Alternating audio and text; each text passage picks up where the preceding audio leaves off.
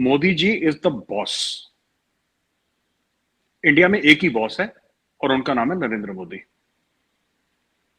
आप किसी भी पाकिस्तानी से पूछिए कि दिल पे हाथ रख के पूछो कि पाकिस्तान का बॉस कौन। हमारे सामने नहीं, किसी इंडियन के सामने बोलना कि नहीं हम डेमोक्रेट, वो मेरे मुंह छोड़ दे, I am not important. India को एक कोने में लगाइए, दिल पे हाथ रख के बताइए कि पाकिस्तान का बॉस कौन है, और कहीं ना कहीं दिल से आवाज आएगी कि कमर जावेद बाजवा साहब है।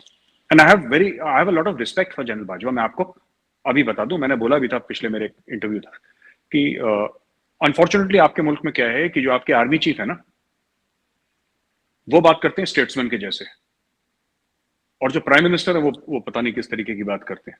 तो देखिए क्या बात ये हो गई ना आलिया जी की, देखिए जब 370-35 से हटा, आपने ट्रेड की बात से शुरू करी थी कि ट्रेड दोनों मुल्कों में, ये डिसीजन आपको भी पता है पाकिस्तान में महंगाई क्यों है आज की तारीख में, और पिछले 2-3 साल से क्यों महंगाई का तूफान पाकिस्तान में आ रहा है। सबको पता है कि जिस दिन वागा के दरवाजे खुले, with in 15 to 20 days Pakistan में महंगाई हर चीज की, खाने पीने की चीज की, धीरे धीरे कम होना शुरू हो जाएगी। विद इन 15 to 20 डेज, एक महीना लगा लीजिए, 30 दिन के अंदर ज्यादा से ज्यादा ये महंगाई का तूफान बहुत हद तक खत्म हो जाएगा। तेल की कीमतों के ऊपर हमारा कोई जोर नहीं है, क्योंकि इंडिया खुद तेल इंपोर्ट करता है, तो उसके बारे में हम कुछ नहीं कर सकते। लेकिन आपके जो फूड आइटम्स है उनकी काफी हद तक कीमत गिर जाएगी। 370-35 से हटने के बाद जो सरहद बंद करी और बोला कि हम ये कर देंगे वो कर देंगे, जो इमरान खान साहब ने बोला, तो ठीक है, इंडिया ने तो कभी नहीं बोला कि जनाब आप, हम लोग लुट जाएंगे, पिट जाएंगे, बर्बाद हो जाएंगे, आप हम हमें हमारे साथ ट्रेड करिए। आपने बोला ठीक है आपकी मर्जी। फिर कुछ दिनों के बाद खान साहब ने बोला कि चलो दवाइयां तो दे ही दो हमें, तो हमने बोला वो भी आपकी मर्जी। कल आप बोलेंगे कि इसकी ट्रेड कर लो, तो आपकी मर्जी।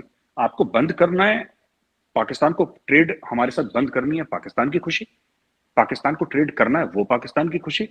लेकिन इसमें एक और चीज है, पाकिस्तान ने ट्रेड बंद करी यूनिलैटरली। इंडिया ने मोस्ट फेवर्ड नेशन का, एमएफएन का स्टेटस पाकिस्तान को दे रखा था, पाकिस्तान ने नहीं दिया इंडिया को।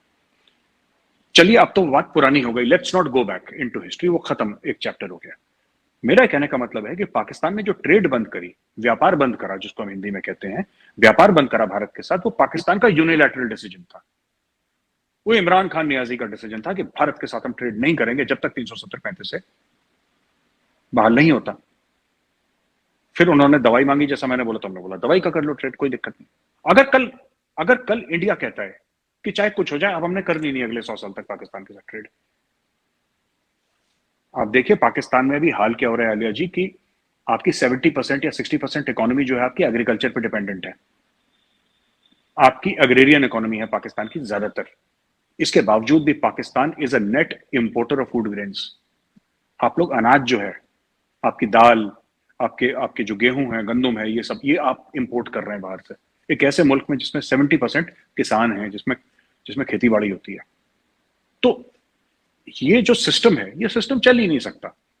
तो बात यह है कि मैं ये देखता हूं कि अगर पाकिस्तान से कुछ ऐसे स्टेप्स लिए जाते हैं, as an Indian, as a former Indian army officer, अगर आप मेरे सामने बोलेंगे कि आप, और ये बड़ा आपको मेरा अटपटा सवाल लगेगा, लेकिन ये मैं दिल से बोल रहा हूं और सच बात बोल रहा हूं, अगर आप मेरे सामने आसिफ अली जरदारी, शहबाज शरीफ, नवाज शरीफ, इमरान खान, ये चारों को रखेंगे और बोलेंगे कि आप as an Indian army officer आप किस पे भरोसा करते हैं, तो मैं चारों को अलग रख के मैं बोलूंगा मैं जनरल बाजवा पे भरोसा करता हूं। और उसका रीजन है, मैं कारण बताता हूं आपको। भारत से दुश्मनी करना या भारत से दुश्मनी रखना, भारत से लड़ना, वो जनरल बाजवा का फर्ज है। तो अगर जनरल बाजवा भारत के खिलाफ कुछ बोल रहे हैं, that's okay, that's his job. ये अमन का फाख्ता उड़ाने के लिए उन्होंने वर्दी नहीं पहनी है, उन्होंने जंग लड़ने के लिए वर्दी पहनी है, अपने मुल्क का दिफा करने के लिए वर्दी पहनी है, तो वो तो उनका काम है ना।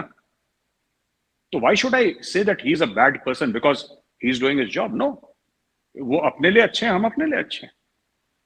पर जैसा मैंने पहले भी एक शो में बोला, वो बंदा दोगला नहीं है। दुश्मनी है तो है, दोस्ती है। देखिए ही इज वेरी क्लियर, अभी वो नवंबर में चले जाएंगे, नवंबर में रिटायर हो रहे हैं, and he has made it very clear that मुझे एक्सटेंशन नहीं चाहिए। तुम ऑफर भी करोगे, मैंने मना ही करना है, तो अभी समझ लो मैं, कोई और आर्मी चीफ आ जाएगा, अब जो भी आ जाए army chief. But the fact of the matter is that we cannot engage with general Bajwa directly. हम जनरल बाजवा के साथ डायरेक्टली एंगेज नहीं कर सकते, क्योंकि as a democracy we would like to engage with the democratic leaders of Pakistan. और मेरी नजर में पाकिस्तान में अगर कोई एक बंदा है जिसकी क्रेडिबिलिटी है वो जनरल बाजवा है। बाकी ये देखिए, आज शहबाज शरीफ है, कल कोई और आ जाएगा, परसों तीसरा आ जाएगा। ठीक है, और मैं ये नहीं कह रहा कि पाकिस्तानी आर्मी ने गलत काम नहीं करे। पाकिस्तानी आर्मी ने कई गलत काम भी करे हैं, पाकिस्तानी आर्मी ने मार्शल लॉ भी लगाए, सब कुछ। मैं जनरल बाजवा की बात कर रहा हूं, मैं पाकिस्तानी फौज की बात नहीं कर रहा।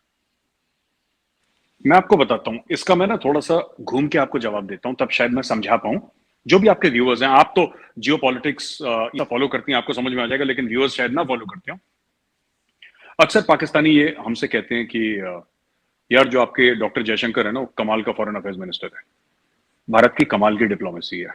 और ये पाकिस्तान अक्सर कहते हैं कि रशिया से तेल भी खरीद रहा है, S-400 भी खरीद रहा है, अमेरिका का भी स्ट्रेटेजिक एलाई है। देखिए, इसमें कोई शक नहीं है कि नरेंद्र मोदी जी, डॉक्टर जयशंकर साहब, ये लोग बड़े कॉम्पिटेंट हैं, दे आर वेरी कॉम्पिटेंट, इसमें कोई शक नहीं है। पर बात कॉम्पिटेंस की नहीं है यहां पे, और मैं बात थोड़ी सी इमोशनल करूंगा, पर ये प्रैक्टिकल भी है। इमोशनल बात भी आलिया जी, और ये प्रैक्टिकल बात भी है। और मैं आपको बताता हूं क्या बात है। आपको पता है कि डॉक्टर जयशंकर के सामने शाह महमूद कुरैशी इतने फीके क्यों लगते हैं? ये इमोशनल बात है, ये जज्बाती बात है, लेकिन ये सच है। इनको अपने मुल्क से ना, शाह महमूद कुरैशी को अपने मुल्क से मोहब्बत नहीं है, मैं आपको बताता हूं। इनको चाहे मेरी बात का बुरा लगे, इनको अपने मुल्क से मोहब्बत नहीं। अब ये तो गद्दारी के सर्टिफिकेट बांटना हमारा काम है, आपने भी शुरू कर दिया। नहीं नहीं नहीं, मैं आपको बताता हूं, मैं आपको बताता हूं कि बात यह है कि अगर इमरान खान ये बोले कि एटम बम गिर जाए पाकिस्तान पे, लेकिन ये सरकार नहीं रहनी चाहिए, ठीक है, how can you make such a statement? मतलब एक बंदे की बेरोजगारी पूरे मुल्क में आग लगा दी है, एक बंदे की बेरोजगारी, और पूरे झूठ पे मबनी, कंप्लीट लाइज। ये आप जो कहते हैं ना कि नरेंद्र मोदी जी यहां जा रहे हैं, वहां जा रहे हैं, ये भाग रहे हैं, उस बंदे के पास 4 तो कपड़े हैं, एक सूटकेस है, एक 2 बेडरूम का घर है अहमदाबाद में, where is old mother lives. जिस दिन वो प्रधानमंत्री नहीं रहेंगे, वो अपनी बोरी बस्ता बांध के अहमदाबाद चले जाएंगे, कहानी खत्म हो जाएगी। देखिए, ये जो है ना, ये बैरागी टाइप के लोग हैं। ये इनके पास कोई वेल्थ नहीं है, इनके पास कोई चमकती हुई घड़ियां नहीं है हीरे की, इनके पास कुछ नहीं है। ये खाने भी ऐसे खाते हैं कि आपको लगता है कि मतलब कि बिल्कुल सादा खिचड़ी खा ली, थोड़ा सा ये खा लिया, ऐसा इनका खाना है। ये टोटली डेडिकेट। इसमें देखिए, सबसे पहले ठीक है, इंडिया के पास पैसा है, इंडिया बहुत बड़ी मंडी है, ये सब चीजें हैं, लेकिन इंडिया की डिप्लोमेसी तब भी अच्छी थी जब इंडिया में भूख से लोग मर रहे थे। आलिया जी, ये जो अक्सर पाकिस्तान में कहते हैं ना, भारत बहुत बड़ी मंडी है, और सब लोग भारत की इस बात मानते हैं कि भारत पर बहुत पैसा है, ये पैसा तो हमारे पास 90s के बाद आना शुरू हुआ। भारत के तो बहुत बुरे हाल थे। हमारा 68 टन सोना, उस समय गोल्ड रिजर्व से चलती थी, 68 टन सोना हमारा गिरवी रख दिया था हम लोगों ने। हम IMF के प्रोग्राम में गए, एक बार गए, पर उसके बाद हमने पेट पे पत्थर बांध लिया। हमने बोला कि भूखे सो जाएंगे, लेकिन IMF के पास नहीं जाएंगे। हमने कुछ करा, अपनी पूरी इकोनॉमी को हमने बदला। आज की तारीख में हम दोबारा नहीं गए, एक बार गए थे हम, 90 अर्ली 1991 92 कभी गए थे, उसके बाद